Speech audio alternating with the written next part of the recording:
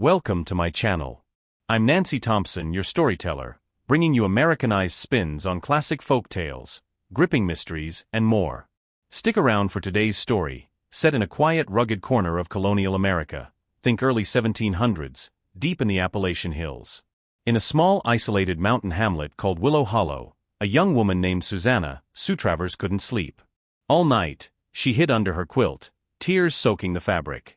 Her husband, James, had just made a heart-wrenching decision. At dawn, she dragged herself to the kitchen, stoking the fire to cook a pot of porridge. It was the last meal she'd prepare for herself, her son, and her daughter. You see, James had been struck down with a brutal lung infection, tuberculosis. Folks called it consumption back then. He knew he didn't have long. Rather than leave his kids to suffer alone in this harsh world, stared at by nosy neighbors or sold off to toil as servants, James figured it'd be better to take them with him. One final act, he thought. Together, they'd cross over and start anew in whatever came next. Sure, people say life's just a fleeting season, like leaves falling in autumn, but Sue couldn't shake the bitterness. Why had fate dealt her such a rotten hand? So what exactly had Sue Travers been through to end up here, ready to end it all with her two kids? Let's rewind a bit. Sue was once the belle of a well-off family in the nearest trading post town, Fairview. She'd married James Travers, a dashing young man from another prosperous clan. They were smitten, head over heels, respectful to his folks, and tight with his younger brother Tom. Everything seemed perfect. But that happiness didn't last. James, always sturdy as an oak, suddenly took ill and passed away, or so everyone thought. Left to hold up the family's sprawling farmstead, Sue raised their two boys alone. Eventually, both grew up, married, and settled into their own lives. She was ready to kick back, enjoy her grandkids, especially from Tom and his wife Clara. But Clara had other ideas. She branded Sue a jinx, whispering that her mother-in-law's death and James's early grave were Sue's fault. Sue Travers had been promised to James Travers since they were kids. Back in Fairview, they were the talk of the town, two young sweethearts, thick as thieves, riding horses through the meadows and dreaming of a future together. Folks called it a match made in heaven, a real green sapling romance. But when James hit 16 and wanted to tie the knot, tragedy struck. Sue's aging parents passed away within months of each other. Local customs held firm, no weddings during mourning. So James waited until he was 20, and only then did he bring Sue home as his bride, 2 years after his younger brother Tom had already wed Clara. Their honeymoon phase barely lasted 6 months. James, always the picture of health, dropped dead one crisp fall day, or so it seemed. No warning, no explanation, just gone. Clara wasted no time pointing fingers. "Sue's a curse," she hissed to anyone who'd listen. Her folks keeled over. "Now James? She's bad news." The Travers family, once a tight-knit crew, started unraveling. Tom and Clara squabbled non-stop, pushing to split the farmstead. James had been the glue, a dutiful son who'd sworn to his dying parents he'd keep the family whole. Even in death, his will lingered. Tom couldn't bring himself to defy that final wish, at least not outright. Clara, though, had a workaround. "Fine, don't split the land," she snapped, "but get that no-good widow out of here. Who knows what she'll bring down on us next." Tom, torn between his brother's memory and his wife's venom, caved halfway. He begged Sue to head back to her folks' old place in Fairview for a spell, just to cool things off. Sue adored James too much to make waves. She didn't want Tom caught in the crossfire. So she packed up and left, heart heavy but head high. It wasn't long before disaster struck again. James, or what was left of him, had gone off on a trading run through the mountains. Word came back he'd been ambushed, bandits or a bear, no one knew for sure. All they found was a blood-soaked coat. Sue, gutted, wanted to return to Willow Hollow, tend his grave, and honor her husband's memory. But Tom and Clara barred the door. "Stay away," they warned. "You're a walking hex." Sue's own kin in Fairview weren't much kinder. Her two brothers, now running the family trade, turned her away. "No room for a jinx here," they grumbled. Even her sister shut the gate. Homeless, hopeless, Sue hit rock bottom. That's when she found out she was pregnant, James's last gift to her. For that unborn child, for his bloodline, she resolved to keep going. But a lone woman, big with child, in the wilds of Appalachia? How'd she survive? They say a mother's strength kicks in when the chips are down. Sue remembered old Mary Lister, her mama's loyal housekeeper from way back. Mary had been a runaway teen during a lean year, taken in by Sue's kind-hearted mother, fed, and raised upright. She'd even married a local fella and stayed on as Sue's nanny. That kind of bond doesn't fade. After Sue married James, Mary was getting on in years. Sue, ever thoughtful, knew the old woman be picked on if she stayed in Fairview. So she handed Mary $50 silver and sent her off to retire with her son in the hills. When Mary heard Sue's tale, widowed, pregnant, and cast out, she broke down, hugging her tight. She couldn't fix the past, but she could offer a roof. Thing was, Mary's pockets were empty now, her silver long gone. She scraped by on mending and odd jobs. Where'd the money go? Sue asked, desperate. Tears welled in Mary's eyes. My husband passed years back, she said. I gave the cash to my boy, he was peddling goods in town. Him and his wife were sweet to me at first, but once they had the money, they booted me out. Told me to earn my keep elsewhere. Too ashamed to go back, I settled here. Guess I thought I could fend for myself. Two broken women, clinging to each other, wept in that rickety cabin. That's where Sue's fight for survival began anew. A few months later, Sue gave birth to a strapping baby boy, Jimmy Travers, named after his daddy. Life in Mary Lister's rundown cabin was tough as nails. They barely scraped by, patching clothes and trading what little they could. But watching Jimmy grow, his chubby cheeks lighting up the dim room, made every ache worth it. Sue'd look at him and think, even if I'm worn to the bone, this little guy's my reason to keep going. Then when Jimmy was 6 months old, fate tossed Sue another curveball. An old woman, a wandering granny, handed her a scrawny baby girl, Minnie, saying she'd been orphaned in a typhoid outbreak down the valley. Sue took her in, no questions asked. 10 years flew by in a blink. Jimmy and Minnie hit 10 years old, sharp as tacks and eager to pitch in. Jimmy herded cattle for a local farmer, while Minnie tended the chickens, fed the ducks, and even tried her hand at weaving burlap sacks. They were a team, keeping the cabin afloat. But trouble was brewing. Mary's no-good son, Hank Lister, started sniffing around. He'd show up pretending to check on his ma, all smiles and crocodile tears, but Sue caught the glint in his eye. Behind closed doors, he'd whisper to Mary, "Ma, why don't you talk Sue into letting me take the kids? I'll haul 'em to Fairview, sell Jimmy as a farmhand, Minnie as a housemaid. Easy money." Mary, bless her, wouldn't hear it. She'd raised Sue like her own and saw those kids as kin. "Over my dead body," she'd snap, chasing him off with a broom. Sue got wind of Hank's scheme and was fit to be tied. Worse yet, her cough had turned ugly, rattling, wet, and relentless. The village doc called it consumption, same as James. She knew her days were numbered. Pacing the cabin, she thought, what happens to Jimmy and Minnie if I'm gone? Left to rot in this world, worked to death, or snatched by Hank? The answer hit her like a thunderclap. Better they go with her than suffer alone. The porridge was ready by dawn. Sue ladled it into 4 bowls, 3 laced with a bitter herb she'd ground up, enough to send them all to sleep forever. She steeled herself, hands trembling. Suddenly, a knock rattled the kitchen door. Folks in Willow Hollow steered clear of her, whispering about the sick widow. Who'd dare come knocking? Sue cracked the door. There stood an old woman, white hair like snow, leaning on a crooked cane, a chipped bowl in her gnarled hand. A beggar, plain as day. "Miss," the granny rasped, "I ain't eaten in days. I see you've got porridge on the table. Spare a bowl for an old soul." Sue frose. The only safe bowl was meant for Mary. For the first time, Sue turned a beggar away. "I can't," she muttered, voice tight. But the old woman wouldn't budge. "Please, just a taste," she pressed, hobbling inside toward the table. Panicked, Sue grabbed Mary's bowl, the clean one, and thrust it at her. The granny slurped it down, steam and all, then reached for another. "No!" Sue shouted, snatching a poisoned bowl and smashing it to the floor. The old woman blinked, unfazed, and went for another. "Stop, you can't drink that!" Sue cried, shattering the last 2 bowls in a frenzy. Shards and porridge splattered the dirt floor.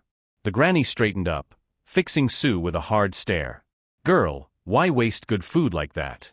Too stingy to share with a poor old thing like me." Her words cut deep, stirring something in Sue's chest. Then it clicked. 10 years back, This same woman had given her Minnie, promising, "Raise her right, and you'll see riches someday." Sue's eyes widened. "You're her, ain't you? The one who saved my kids," she sobbed, falling to her knees. Sue crumpled to the floor, tears streaming as she clutched the old woman's ragged hem. "You're the one who gave me Minnie. Please save my kids, I'm begging you." The granny sighed, her weathered face softening. "Sue Travers, why so quick to give up? If I hadn't shown up, you'd have done something awful by now." "Awful's all I got left," Sue choked out. "I ain't never hurt a soul, but life's crushed me flat. This cough's eating me alive, consumption's got me cornered. What else can I do?" The granny's eyes narrowed. "You came from somewhere, didn't you? Go back there. That's your home, even if they ran you off." "Home." Sue laughed bitterly. "Me and 2 kids, half dead on the trail? Even if I made it, Tom and Clara'd sooner spit on me than take us in." The granny pulled a small clay vial from her shawl. "Drink this," she said, pressing it into Sue's hand. "You'll have the strength. Go back, they'll come looking for you anyway." Sue stared at the vial, then downed it in one gulp. A warmth spread through her chest, her ragged breathing easing like a miracle. She blinked, the granny was gone, vanished like smoke. On the table, 4 steaming bowls of porridge appeared, brimming with wild greens and bits of venison jerky, the smell filling the cabin. "The broken bowls on the floor?" "Good as new." A whisper brushed Sue's ear. "Good begets good, evil gets its due. The time ain't ripe yet, but it's coming. Go home, claim what's yours." Just then, Minnie shuffled in, rubbing sleep from her eyes. "Ma, who you talking to?" "You're sick. Where Epsilon ain't you resting?" She stopped short, staring. "Ma, your face, it's rosy." "You're better." Sue fumbled for words. Yeah, Minnie. I'm fixed up. Had a dream last night. A fairy woman gave me a tonic." "Woke abreites rein." Minnie's face lit up. "Jimmy. Ma's cured, come see." "She bolted off, hollering." Soon Jimmy and Mary Lister burst in, gaping at Sue. The 4 of them, once a ragtag bunch, hugged and laughed, a family reborn. Sue felt the weight lift, but a shadow lingered. Hank Lister, Mary's snake of a son, still had his eye on selling the kids. The granny said to go back, take what's hers, but face Tom and Clara again? Sue wasn't so sure. Her body was healed, her spirit half mended. Why tangle with that nest of vipers? She could raise Jimmy and Minnie here, free and clear. Tom and Clara, she'd heard, hadn't had kids of their own, barren as a dry creek.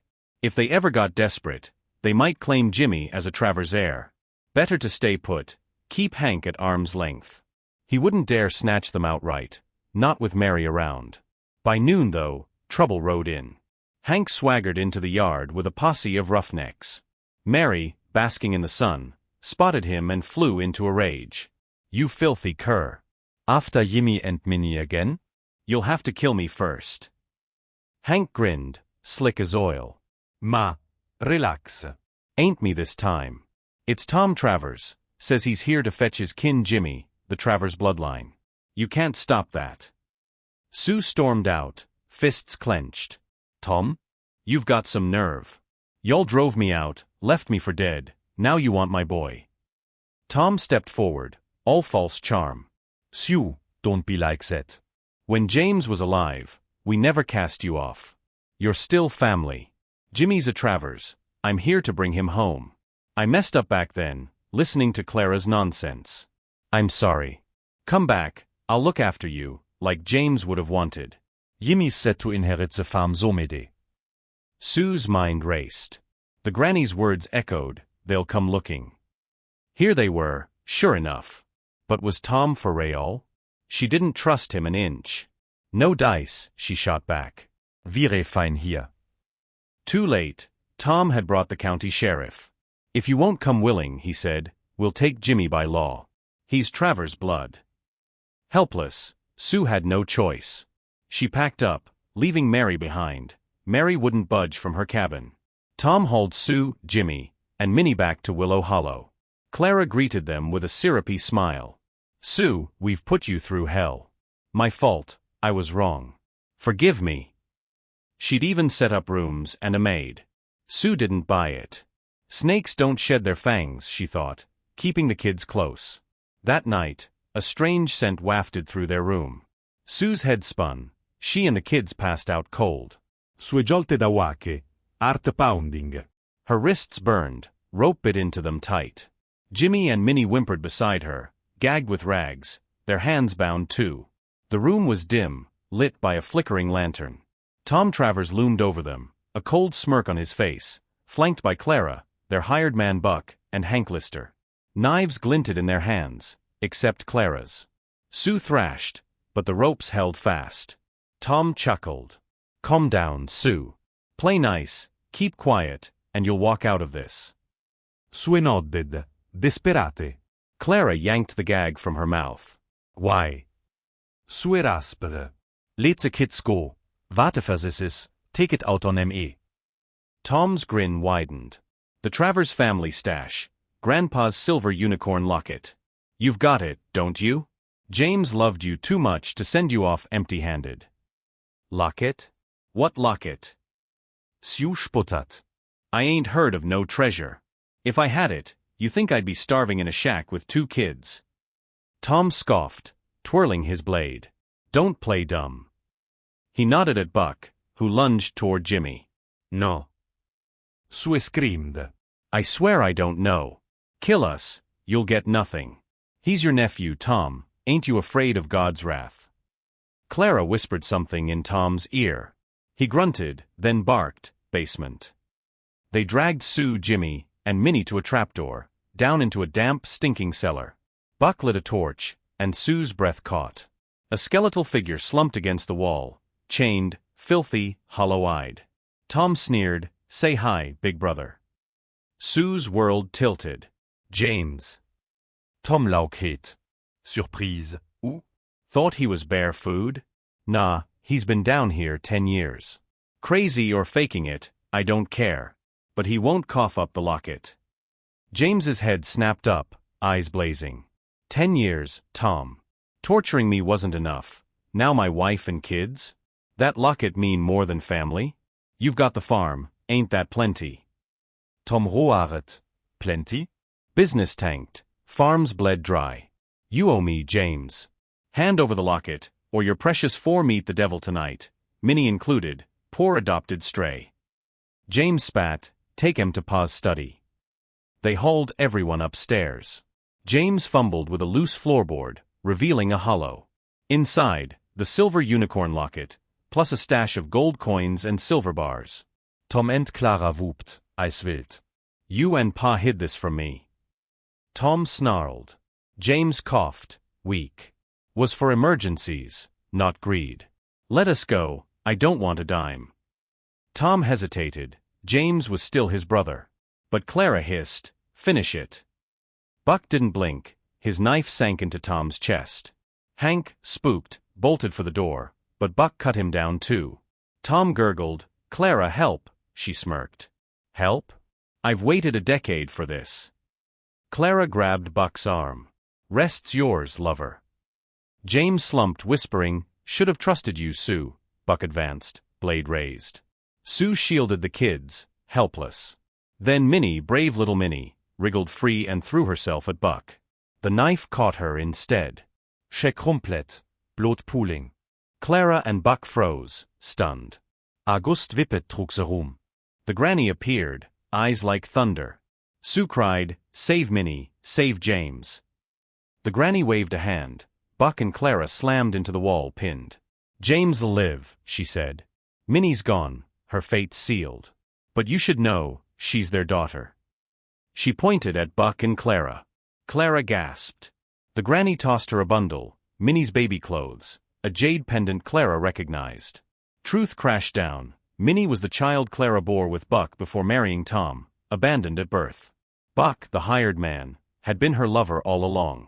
They'd killed James's ma, staged it as suicide, then plotted to wipe out the Travers line for the loot. Clara broke. My baby, she wailed, lunging at Buck with his own knife. He crumpled, dead. She smashed her head against the wall, gone in a bloody heap. Sue sobbed, save Minnie, she's mine too. The granny shook her head. Her path's done. But she'll find you again, different like. Get Jimmy out, he's seen too much. I'll wipe it clean. James, revived, scooped up a trembling Jimmy. Sue followed, dazed. The granny waved. Jimmy's eyes fluttered shut. He'll wake tomorrow, she said, remembering Pa, not this mess. Sue stammered, who are you? The granny's face shifted. Ma Travers, James's mother, smiled back, then faded. Sue and James stumbled out of the blood-soaked house, Jimmy limp in his father's arms. Sue's mind reeled. Ma Travers, the granny, had saved them, but Minnie was gone. She glanced back, half expecting to see the old woman's ghost, but the night was still. Thank you, she whispered, tears streaking her face. James, gaunt but alive, squeezed her shoulder. We're together now. That's what matters. They fetched Mary Lister from her cabin the next day. She'd refused to leave Willow Hollow, but Sue wouldn't let her stay alone, not after Hank's treachery. Mary settled in with them, a makeshift grandma to Jimmy. James took the reins of the Travers farmstead again, rebuilding what Tom and Clara had squandered. The silver unicorn locket and the stash stayed locked away. No one needed that kind of trouble again. Sue poured her heart into James and Jimmy, fiercer than ever. A year later, she gave birth to a girl, Lydia. When Sue first held her, she froze. Lydia's tiny face mirrored Minnie's, down to the dimpled chin. James saw it too, his eyes misting. She's back, Sue murmured. They never spoke of it aloud, but the feeling stuck. Minnie had found them, like the granny promised. The Travers family thrived. Jimmy grew tall, his memory of that awful night scrubbed clean, replaced with a boy's joy at having his pa back. Lydia was a spitfire, sharp and kind like her lost sister. Sue and James, weathered but unbroken, leaned on each other. They took Ma Travers' words to heart, good begets good, and lived it out. They fixed trails, built bridges, fed the hungry, and helped folks like Mary when times got lean. Word spread, the Traverses were a blessing to Willow Hollow. That's the end of Sue's story, folks, a wild ride through betrayal, loss, and redemption. Stick around, 'cause I've got another tale brewing. This one's a doozy from the American frontier, think 1750s, out in the Tennessee hills. Next up, Zavidoswo. Picture this, an upright fella named Caleb Wheeler, rich as sin and straight as an arrow, but with one flaw, he couldn't keep his eyes off a pretty face. In a dusty little town called Pine Bluff, Caleb's about to tangle with a widow who's more trouble than she's worth. An old beggar woman warns him to dig up a grave and wash away a wrong. Sounds grim, right? Let's dive in. Back in Pine Bluff, Caleb Wheeler was the kind of man folks looked up to. Honest, generous, owned half the land from here to Knoxville. Only hitch? He had a wandering eye. A beautiful woman crossed his path, and he'd stare like a hound at a bone. If she was single, he'd charm his way into her life, no questions asked. One crisp fall afternoon, Caleb rode out to Grass Creek Hollow with his hired hand, Amos, to collect rent from his tenants. Times were tough, drought had scorched the crops, leaving fields barren. Most folks couldn't pay a dime. Caleb, soft-hearted as he was rich, cut their rent in half and gave him extra time. Don't fret, he told them, we'll get through this. The tenants praised him like a saint, shaking his hand till it hurt. With the day's work done, Caleb and Amos headed for home. At the edge of the hollow, a young woman stepped into view, hauling a water jug. She was a looker, graceful, with a face that'd stop a man cold.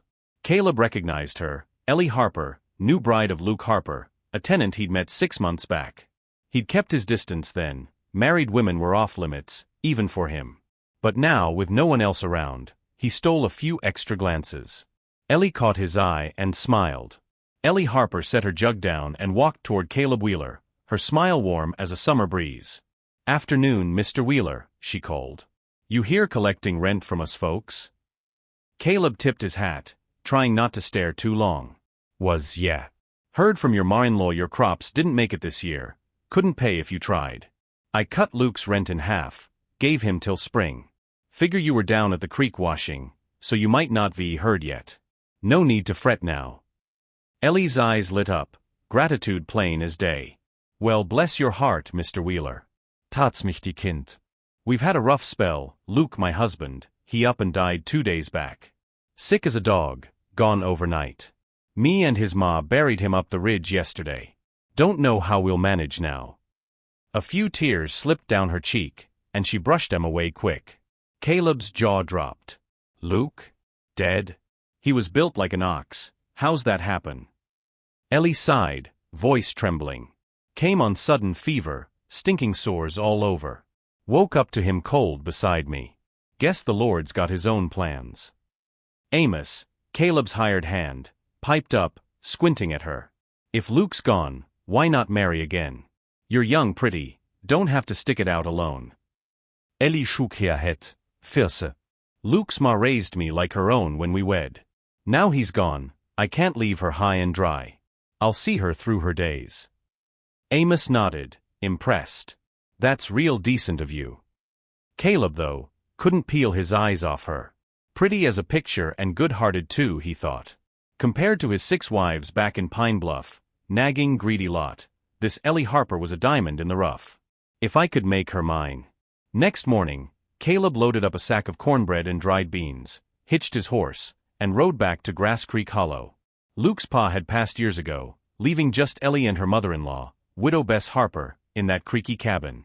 Ellie answered his knock, her face brightening like the sun breaking through clouds.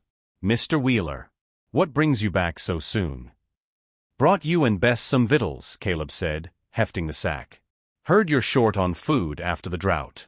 This ain't charity, just neighborly. Take it, no strings.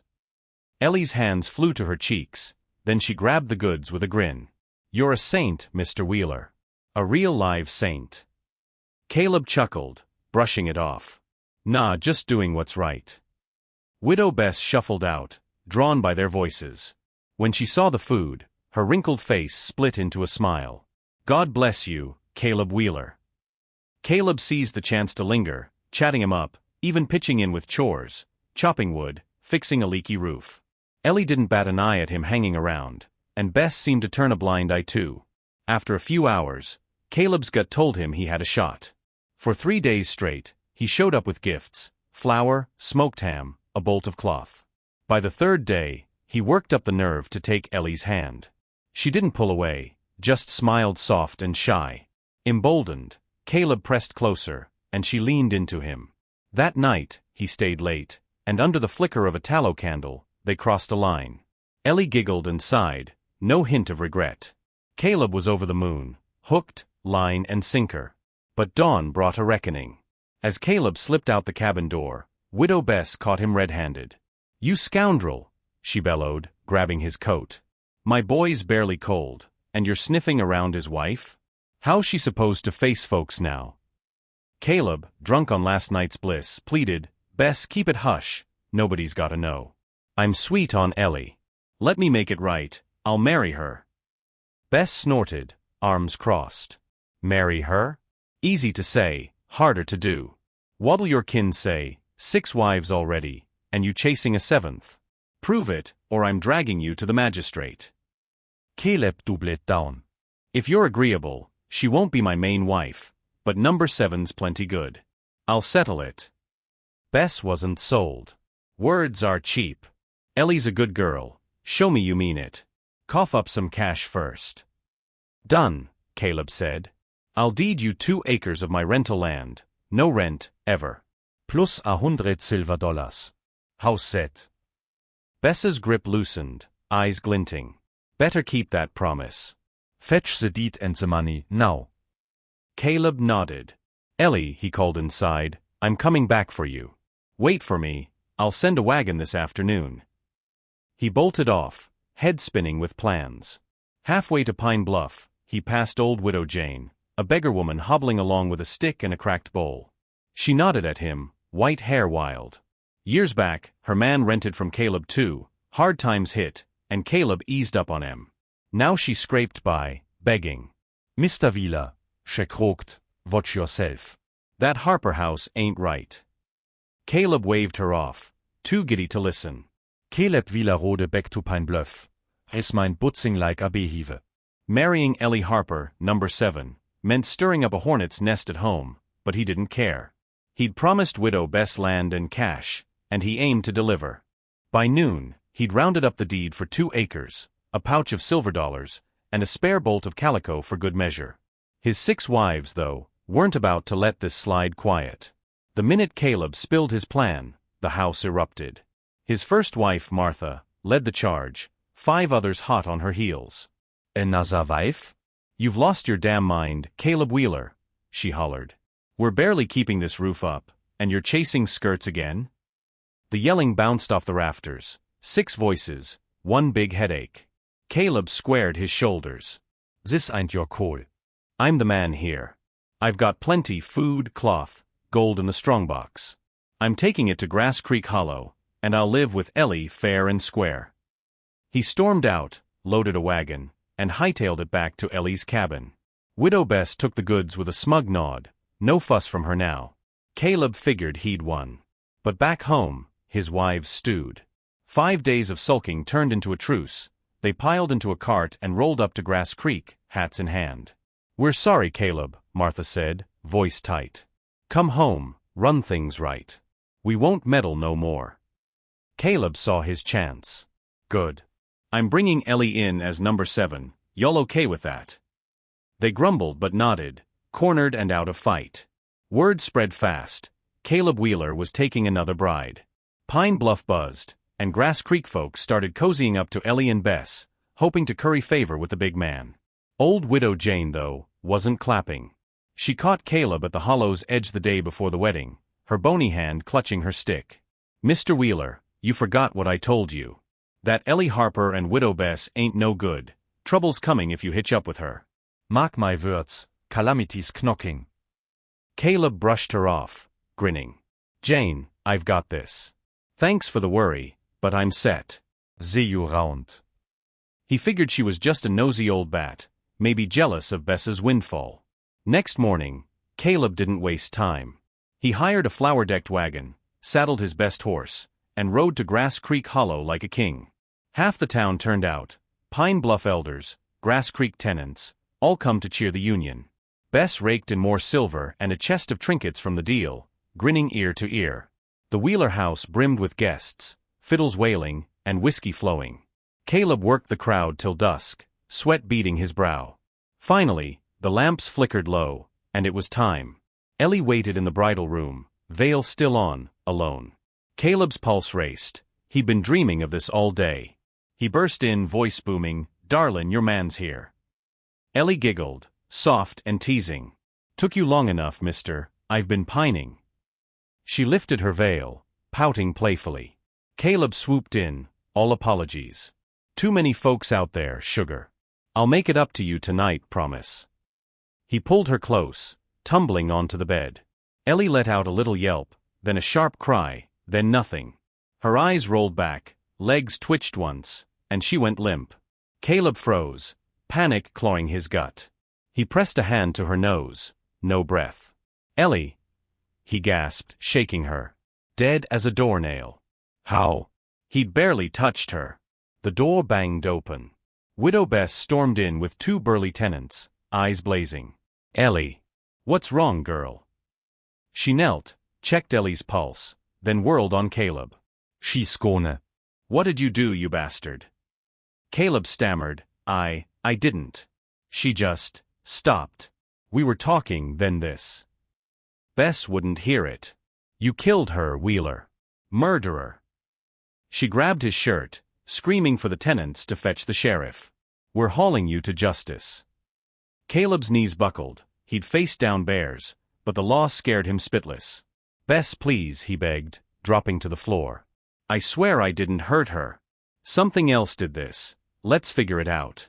I'll pay you $500, take her home tomorrow, and we hush it up. Spare me the gallows." Bess's eyes narrowed, calculating. 500? My Ellie's worth more than that. She was a gem, you snuffed her out. Make it 1,000, plus a box of gold trinkets, and I'll let it slide. Caleb, sweating bullets, agreed. Should have listened to Jane, he cursed himself. That night, his folks smothered the news. By morning, Bess and the tenants hauled Ellie's body off, wrapped in a tarp, like nothing happened. Caleb Wheeler holed up in Pine Bluff after Ellie's death, a shaken man. He dodged the sheriff, but the guilt gnawed at him. 5 days of hiding, no swagger left. Then came a knock. Old Widow Jane stood there, stick in hand, her sharp eyes boring into him. "I need to talk, Caleb Wheeler," she said, firm as iron. Caleb didn't want company, but Jane's name rang a bell. He owed her this much. He ushered her into the parlor, shutting the door tight. Before he could speak, tears hit. He grabbed her arm, voice breaking. "Jane, why'd you warn me off Ellie that night? Did you know I'd get cursed like this?" Jane didn't flinch. "Caleb, round up some boys and shovels. We're heading to Grass Creek Hollow now." "No nonsense, just orders." Caleb obeyed, half-dazed, and they rode out with Amos and 2 tenants in tow. At Luke Harper's old cabin, the place was a ghost town. Door ajar, rooms stripped bare, not a stick of furniture or speck of value left. Widow Bess was gone too. Caleb gaped. What in tarnation? Where'd they go? Jane's laugh was cold. "That Harper clan, Luke, Ellie, Bess, they played you like a fiddle. Took your money and ran. Scarlet you'd catch on." "Played me." Caleb's head spun. "Luke's dead, Ellie too. I saw her stop breathing." Jane pointed up the ridge. "If I told you Luke and Ellie ain't dead, would you believe me? That trio set you up, start to finish. Don't buy it? Dig up Luke's grave, see for yourself." Caleb's gut churned, but he grabbed a shovel. The boys followed, hacking at the rocky soil till they hit the coffin. They pried it open, nothing but a busted straw mat inside. No Luke. "Lord Almighty," Caleb muttered. "They're alive." Jane nodded, grim. "Here is the truth, son." "I didn't know Luke faked it at first. I've lived in Grass Creek nigh on 40 years though, and I pegged Ellie and Bess for trouble from the jump. That day Ellie sweet-talked you at the hollow's edge, I saw her reeling you in. Warned you twice, but you wouldn't hear it. I had no proof till last night. Caught Luke alive as you, driving a wagon with Ellie and Bess, loaded with your loot. That's when it clicked, they conned you good." Caleb's knees buckled. "So Ellie didn't die? How'd she pull that off?" Jane's tale was hazy but damning, enough to light a fire under him. That same day, he stormed the county courthouse, spilling the whole mess to the magistrate. The law didn't dawdle, runners fanned out, tracking the Harpers. A month later, they dragged Luke, Ellie, and Bess back from a hideout in Lincoln County, hauled them before the judge in chains. Under the gaffel, it all came out. Luke and Ellie weren't content scratching a living from rented land. When they heard Caleb, the rich skirt chaser, was due to collect, they hatched a plan to bleed him dry. Step 1, Luke faked his death. Some root called mockwort, 7 inches long, a dose per inch knocks you out a day. He took 2, played corpse, fooled the hollow. Step 2, Ellie the grieving widow, hooked Caleb at the creek, playing damsel till he bit.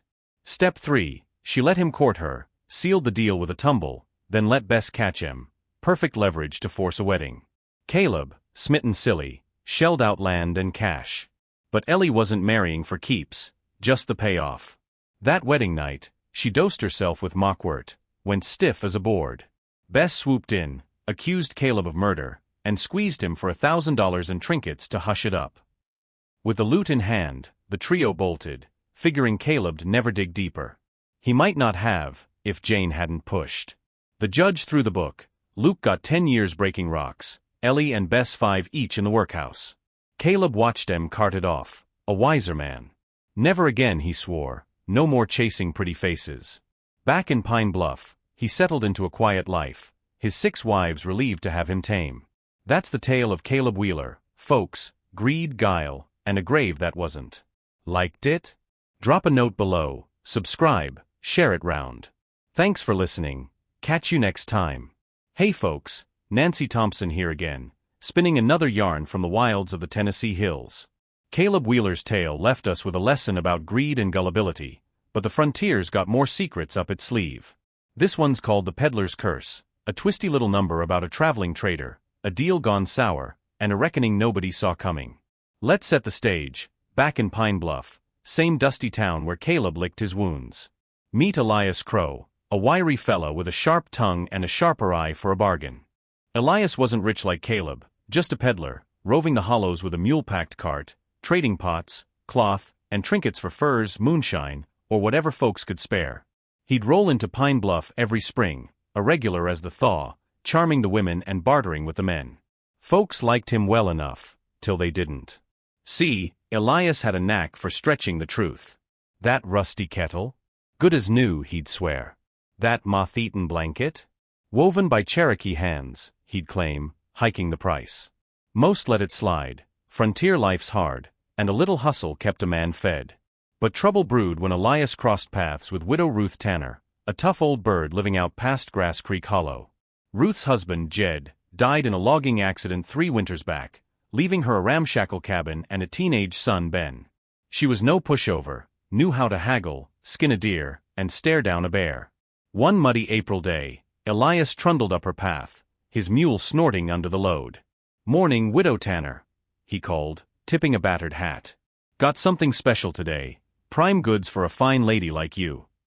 Ruth leaned on her porch rail, squinting. "Special, huh? Last time, you sold me a silver spoon that turned green in a week. What's the catch now?" Elias grinned, undeterred, and pulled a small carved wooden box from his cart. "No catch, ma'am. This here's a genuine relic, found it in a trapper's cache up near Cumberland Gap. Open it." She did.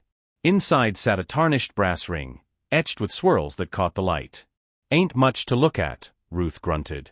Elias leaned in, voice low. "It's more'n it seems.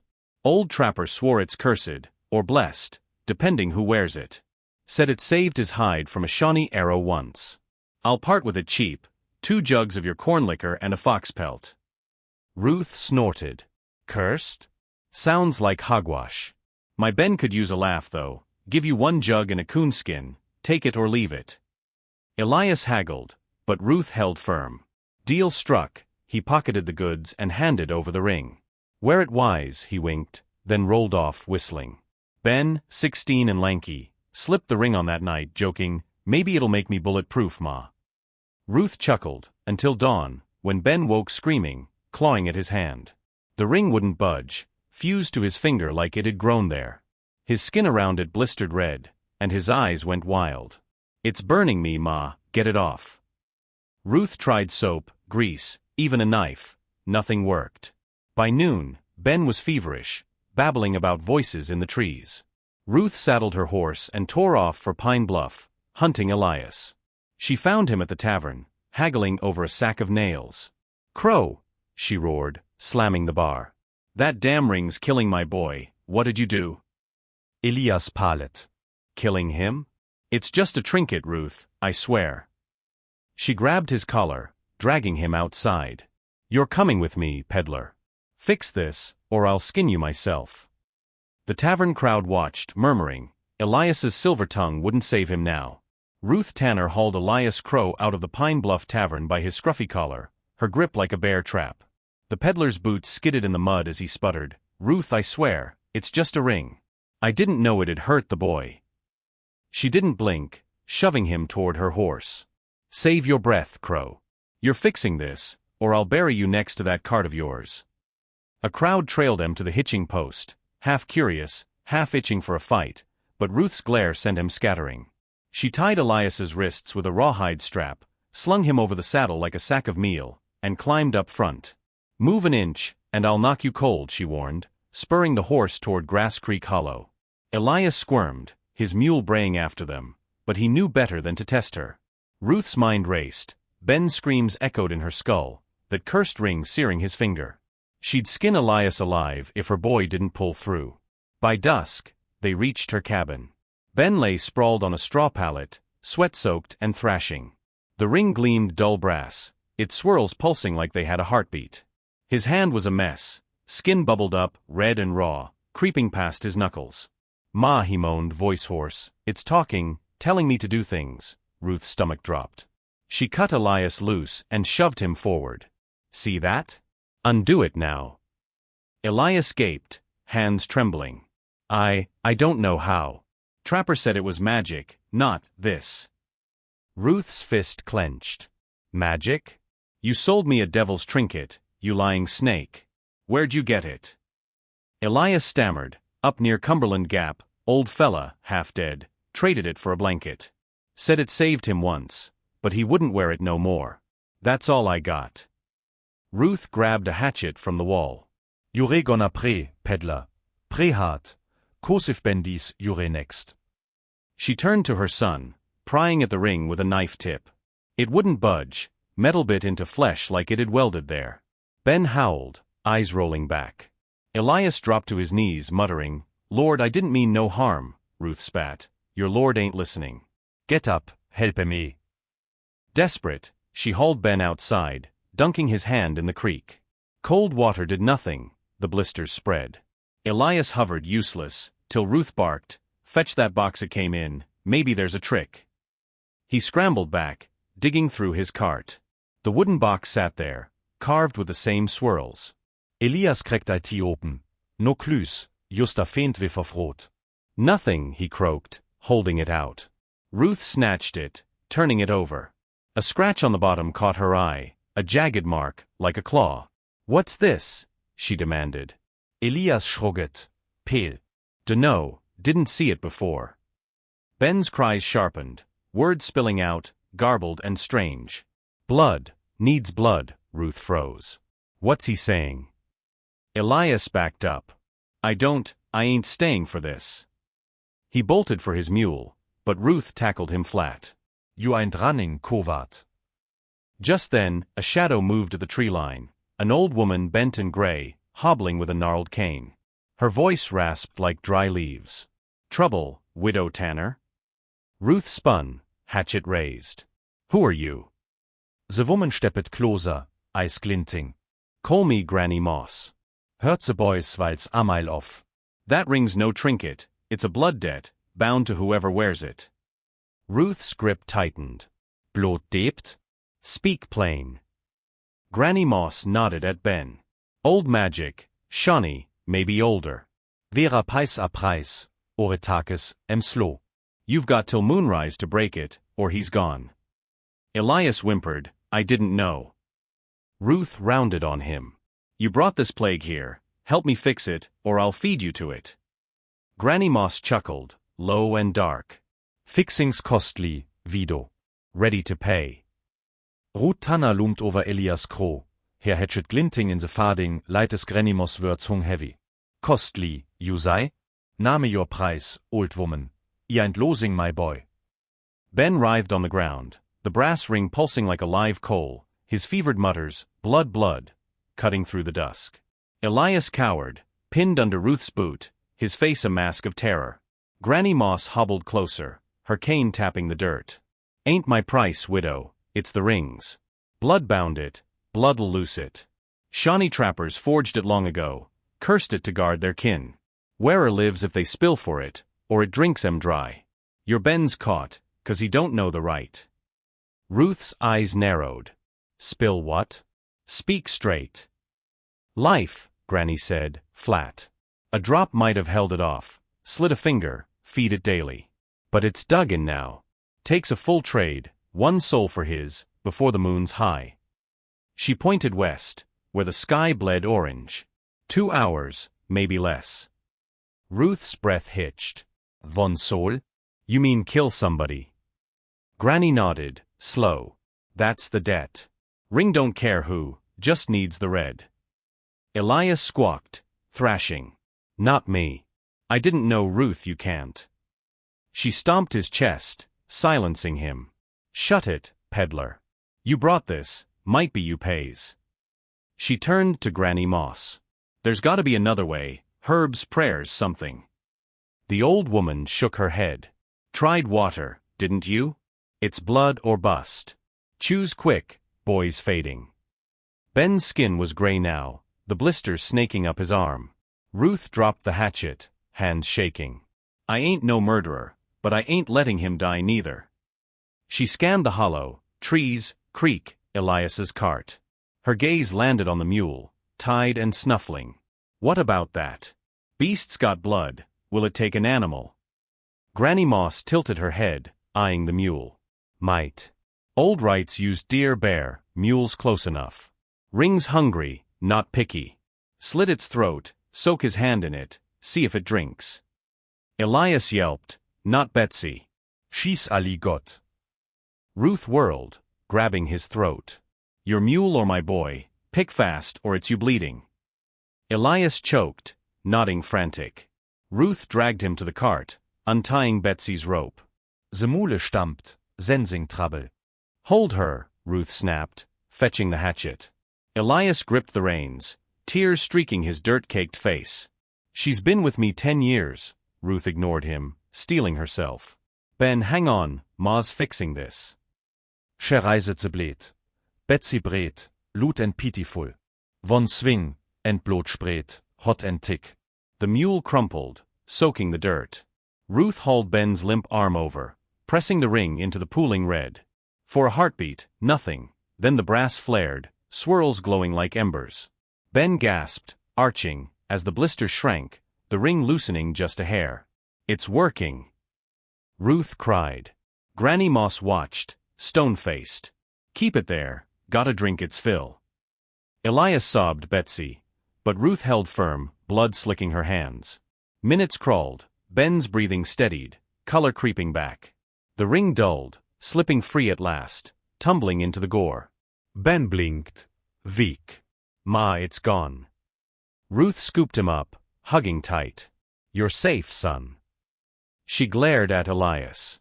Your mule saved him, and you're damn lucky it did. Elias sank to his knees, staring at Betsy's carcass.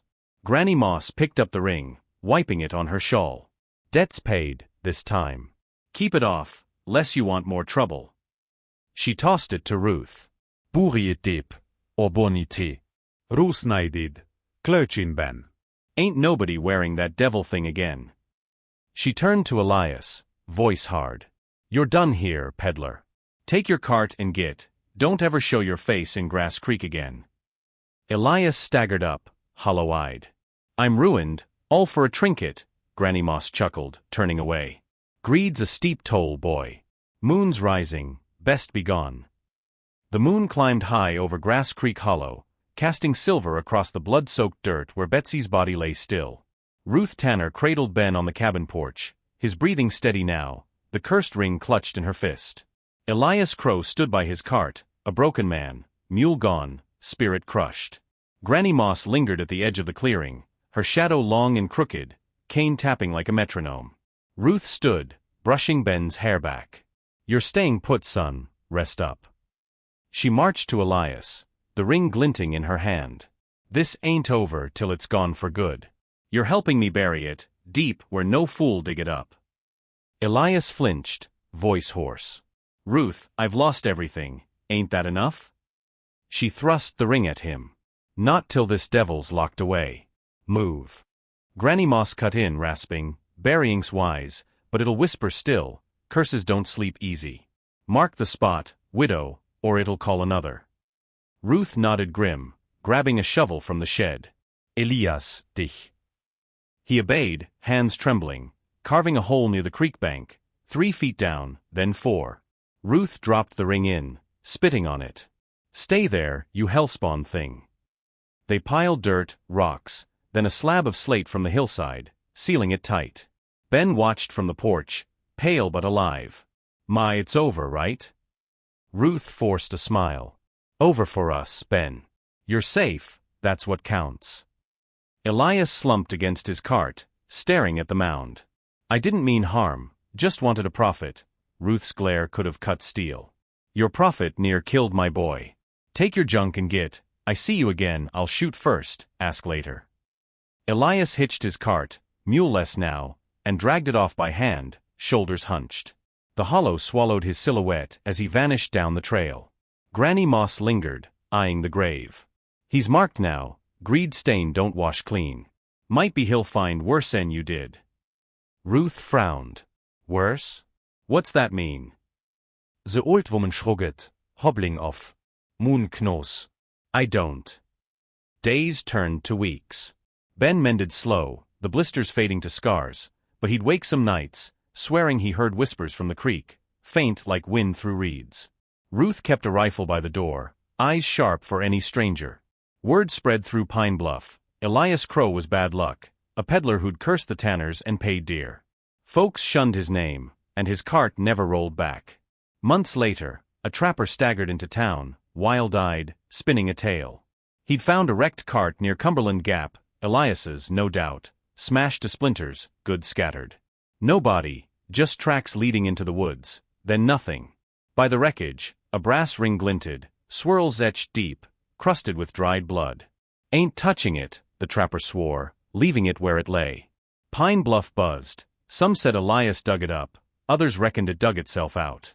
Ruth heard the gossip when she rode in for salt, Ben at her side. "Ma, that's it, ain't it?" he whispered, voice tight. She gripped his shoulder. "Maybe. Don't matter, it's far off now." But her dreams turned dark, ringed hands reaching, Elias's pleas echoing. She'd checked the slate by the creek at dawn, finding it untouched, yet unease gnawed her. Granny Moss showed up one crisp morning, uninvited, leaning on her cane. "Heard the talk, widow?" Ruth tenset. "About Elias?"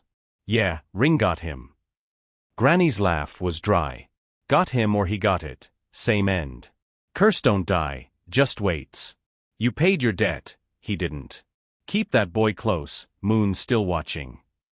She turned, vanishing into the trees, leaving Ruth with a chill she couldn't shake. Ruth and Ben stuck tight after that, working the land, living quiet. The hollow healed, but the creek ran cold, and folks swore they heard a mule bray some nights, faint and mournful. Elias Crow faded to a cautionary tale: don't deal in what you don't understand. Ruth kept her promise. No stranger crossed her threshold without a hard stare and a loaded gun. That's the peddler's curse, folks, a lesson in greed and the shadows it wakes. Liked it? Drop a line below, share it round, subscribe for more. Nancy Thompson, signing off. See you next tale. Hey there, Nancy Thompson back with another frontier yarn, straight from the Tennessee wilds of the 1750s. Pine Bluff's still buzzing from Elias Crow's vanishing, but trouble don't sleep in these hills. This one's called The Preacher's Shadow, a tale of faith, fear, and something dark trailing a man of God. Buckle up, folks, it's a bumpy ride. Metre während amos Blackwood, Arlene, hog eit priacher hu rollet into Pine Bluff von foggy Oktobermorn. He wasn't your fire and brimstone type, spoke soft, with a voice like molasses, quoting scripture smooth as a hymn. Came from Virginia, he said, called west to save souls in the backwoods. Folks took to him quick. Pine Bluff hadn't seen a proper preacher since old Parson Gray keeled over 2 summers back. Amos set up in a clapboard chapel on the town's edge, built by volunteers in a week. Sundays, he'd preach mercy and redemption, his black coat flapping like crow wings, Bible worn soft in his hands. Off days, he'd ride a gray mare through the hollows, Red Hollow, Grass Creek, even up toward Cumberland Gap, visiting cabins, praying with the sick, baptizing kids in the creeks. A saint, they called him, till the whispers started. See, Amos had a shadow, literal-like. Folks swore they saw it move wrong, stretching too long at dusk, curling where it shouldn't, even when the sun was high. Widow Ruth Tanner, still jumpy from that cursed ring, spotted it first. She'd been hauling water from Red Hollow Spring when Amos rode by, tipping his hat. "Afternoon, sister," he said, all smiles. Ruth nodded back, then froze, his shadow on the dirt twisted, sprouting horns for a blink before snapping back. She kept it hush till market day, when she cornered Caleb Wheeler, now a cautious man after Ellie's scam, at the general store. "Caleb, you seen the preacher's shadow," she muttered low. Caleb frowned, scratching his beard. "Ain't noticed, Ruth. He's been by, blessing my fields, good man." Ruth gripped her basket. "Good maybe, but something's off. Watch him close." Caleb shrugged. "Fool me once," he figured, "but a preacher?" Others chimed in slow. Little Jenny Pike, 10 and fearless, swore she saw Amos's shadow grab a chicken by the chapel one night, snatched it right off the ground, no hands, and the bird was gone come dawn. Old man Tate, half blind, grumbled his hound wouldn't go near the preacher, growled and tucked tail every time Amos passed. Pine Bluff buzzed quiet-like. Nobody wanted to call out a man of God, but unease crept in. Then came the storm. Late November, thunder rollet heavy, lightning splitting oaks clean trug. Amos preached that Sunday, voice rising over the rain pounding the chapel roof. "The Lord tests us, brothers, stand firm." Mitzermon, a bolt hitze steple, crack like jutgmente. Folks screamed, ducking, but Amos stood tall, unruffled. When the smoke cleared, the steeple was scorched and his shadow, plain as day on the wall, flared twice its size, jagged and wrong before shrinking back. After service, Ruth cornered him outside, rain dripping off her bonnet. "Reverend, what's trailing you?" "That shadow ain't natural. Don't lie to me." Amos's smile faltered, eyes darting. "Sister Ruth, you're weary. Storms play tricks. Trust in the Lord, not fancies." She stepped closer, voice steel. "I've seen curses before, lost a mule to one." "Spill it, or I'll rise hell till you Donnerstag." Amos sighed, glancing at the woods. "Not here. Red Hollow, tomorrow, dusk. Bring who you trust, but keep it tight." Ruth nodded, wary. She'd face down Elias Crow's mess. Whatever shadowed this preacher, she'd stare it down too. Next day, she rounded up Caleb and Granny Moss, the old wise woman who'd broke Ben's curse. The trio rode out, rifles slung, ready for truth or trouble. Dusk settled over Red Hollow like a shroud, the sky bruising purple as Ruth Tanner, Caleb Wheeler, and Granny Moss rode in. The air hung thick, pine scent mixing with damp earth, crickets chirping uneasy. Ruth gripped her rifle, eyes scanning the trees. Caleb rode beside her, quieter since his run-in with Ellie Harper, but steady, his musket rested easy across his lap. Granny Moss trailed, her gray shawl blending with the gloom, cane thumping the trail like a warning drum. They found Reverend Amos Blackwood by the spring, his gray mare tethered to a cedar. He stood still, black coat stark against the fading light, Bible tucked under his arm. His shadow stretched long across the mossy rocks. Too long, Ruth thought, and it flickered odd, like a candle in a draught. "You came," Amos said, voice low, turning slow. His face was tight, eyes hollowed. None of that preacher's calm left. "Spit it out, Reverend," Ruth snapped, dismounting. "What's dogging you? That shadow's got folks spooked, me included." Caleb swung down, nodding. "Sehen enug quertings in diese Hills, Priacha." "If you're in trouble, best tell it straight." Granny Moss stayed astride, peering at Amos like she could see through him. "Boy's got a mark," she rasped. "Old and deep, ain't just a trick of light." Amos sighed, setting his Bible on a stump. "Reckon I overuse it, Ruth." "Ain't proud of it, been running from it since Virginia." He paced, shadow trailing. Sure enough, it bent where it shouldn't, curling like smoke. "Wasn't always a preacher. 10 years back, I was Amos Tate, just a gambler drunk, scraping by in Richmond. Fell in with a bad lot, thieves, card sharps. One night, we hit a trader's wagon, old man half Cherokee, hauling furs." Ruth's jaw tightened. "Robbery? You?" Amos nodded, grim. "He fought, pulled a knife. I shot him dead, first blood I ever spilled. Took his goods, but he had this pouch.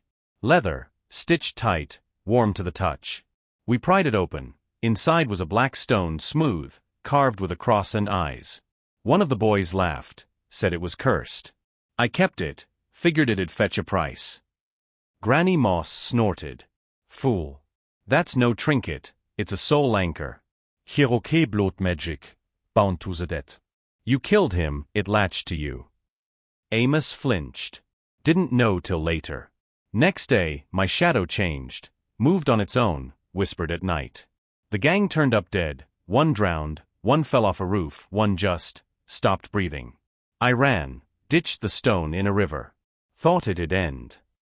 Caleb crossed his arms. "Didn't, huh?" Amos shook his head. "Kept following. Found a preacher in Norfolk, old man took me in, cleaned me up. Said I'd sinned, but God could forgive if I served.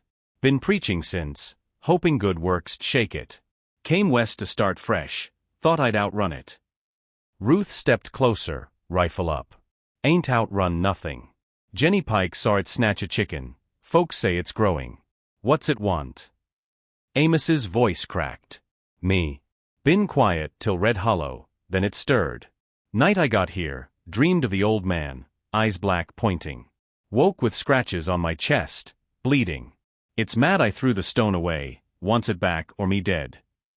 Granny Moss slid off her horse, hobbling over. "Stone's gone, but the debt ain't. Killed its maker, now it's your keeper, feeds on guilt, grows on sin. You're a walking grave, preacher." Ruth scowled. "So it'll kill him, and what? Take us with it. Granny shook her head. Not if he pays. Blood started it, blood ends it. His willing, or it'll hunt till he's dust. Caleb rubbed his neck. Hell, Amos, you've preached mercy, now you're saying sacrifice yourself? Amos stared at the spring, water glinting dark. Thought I could save souls to save mine. Reckon I was wrong. A rustle broke the silence. Wind, or something else. His shadow swelled, splitting into two, one Amos-shaped, one taller, horned, eyes glowing faint red on the ground. Ruth aimed her rifle. That it. Amos nodded, pale. It's here, always is, closer now. Granny Moss gripped her cane. Time's short, Priacha. Spill your blood or we fight it, and we might not win. The air in Red Hollow thickened as Amos Blackwood's shadow split and loomed, its horned half pulsing with those eerie red eyes. Ruth Tanner cocked her rifle, heart hammering, aiming at the dirt where it stretched. Stay back, whatever you are. Caleb Wheeler flanked her, musket raised, sweat beading despite the chill. Granny Moss gripped her cane two-handed, muttering something old and sharp under her breath. Cherokee words, maybe, or older. Amos stood frozen by the spring, coat flapping, his own shadow trembling like a trapped thing.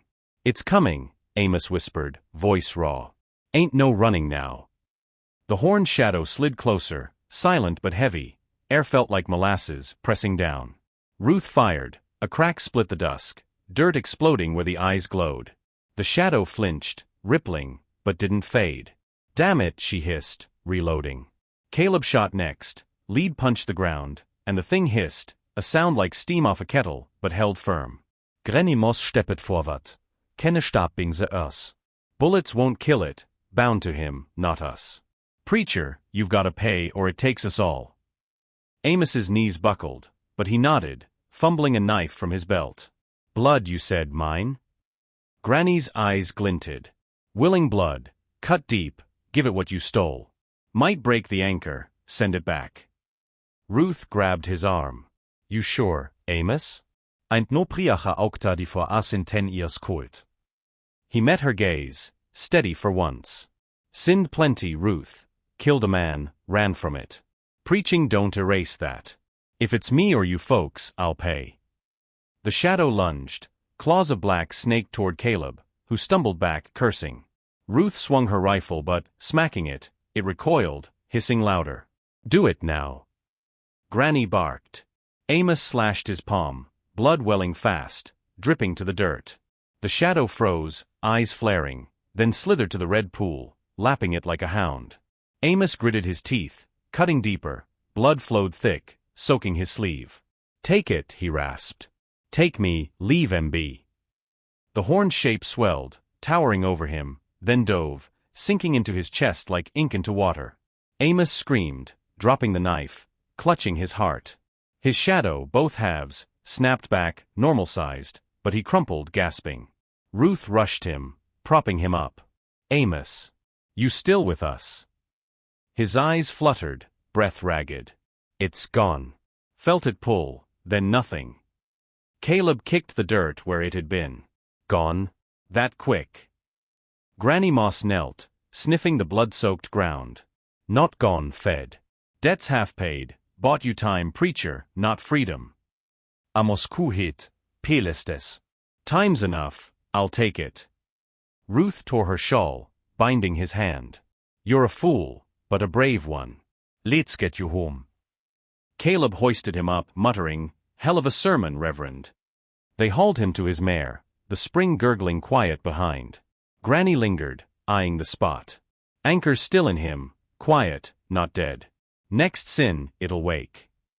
Back in Pine Bluff, they propped Amos in the chapel, bandaged and weak. Word spread fast. Folks whispered he'd fought the devil and won, though Ruth kept the real tale tight. Jenny Pike peeked in, wide-eyed.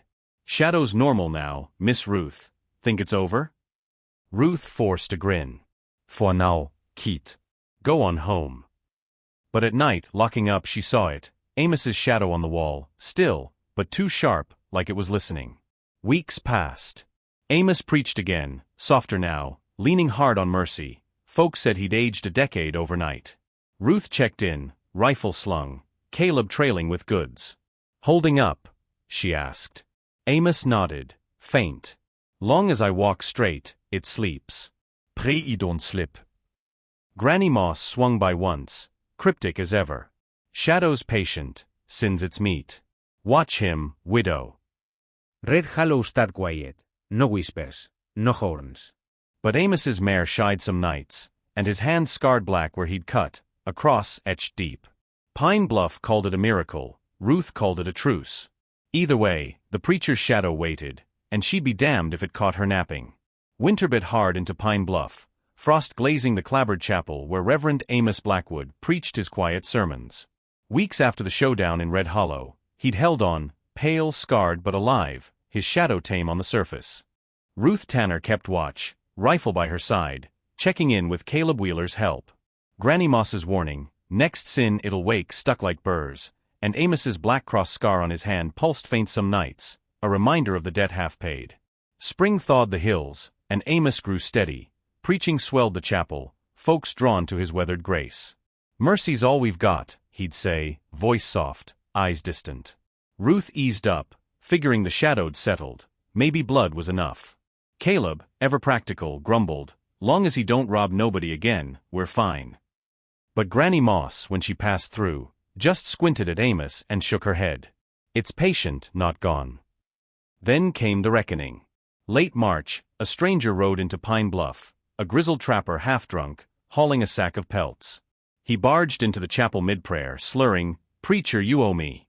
Richmond, 10 years back, you cheated me at cards, ran off with my coin." Amos froze, Bible slipping. The trapper lunged, fist swinging, old sin crashing home. Ruth, in the pews, leapt up, tackling the man. "Back off, fool." Amos staggered, clutching his chest. I remember, Jed Coombs. I wronged him." His shadow twitched, sharp-horned, red eyes flaring on the wall. Folks screamed, scattering. Caleb barreled in, musket raised, but Ruth yelled, "Hold it, it's waking." The trapper gaped, fight draining as the shadow loomed, claws curling. Amos dropped to his knees, blood seeping from his scar. "Take me, finish it." Granny Moss burst through the door, cane thumping. Too late for that, preacher, sins lit the fuse. The shadow tore free, a black wraith, lunging at Amos. Ruth fired, shot passed through, splintering a pew. Caleb swung his gun stock. Nothing. Granny shoved past, chanting low, Cherokee words sharp as flint. The wraith hissed, turning, then dove for the trapper. Jed screamed once, swallowed whole, gone in a blink. The shadow shrank, sliding back to Amos, normal again. He slumped, gasping. "Why him?" Ruth demanded, rifle trembling. Granny spat, "Old debt, his blood tied it too. Anchor took the weaker soul, spared the penitent." Amos wept, hands shaking. "I called it back, my fault." Caleb hauled him up. "Fault or not, you're here." "He ain't." Pine Bluff reeled, Jed's vanishing hushed up quick, blamed on whiskey and bad luck. Amos preached one last time, voice broken. "I've no right to this pulpit, sins don't wash clean, just quiet." He left that night, gray mare plodding toward Cumberland Gap, shadow trailing short and still. Ruth watched him go, rifle slung. "Think it's done?" Caleb shrugged. "Hope so, tired of curses." Granny Moss lingered by the chapel, eyeing the trail. "Done till it ain't," he's marked, wandering. "Shadow's full now, but hunger don't die." She hobbled off, leaving Ruth with a chill. Months later, a trader swore he saw Amos near the gap, preaching to no one, shadow long but quiet. Pine Bluff moved on, chapel empty, folks wary of holy men with pasts. Ruth and Ben stayed put in Grass Creek Hollow, her rifle ever ready. Caleb tended his land, swearing off trouble. Red Hollow's spring ran clear, but some nights, a faint hiss echoed, shadow's echo, or just wind. Amos Blackwood faded to legend, a preacher who fought his sin and walked away, half saved, half damned. Ruth kept his Bible, left on the stump, its pages worn but warm. "Mercy's enough," she'd mutter, hoping he'd found it. That's the preacher's shadow, folks, a tale of guilt, grace, and what trails us in the dark. Liked it? Drop a note, share it round, subscribe for more. Nancy Thompson, signing off, till the next yarn.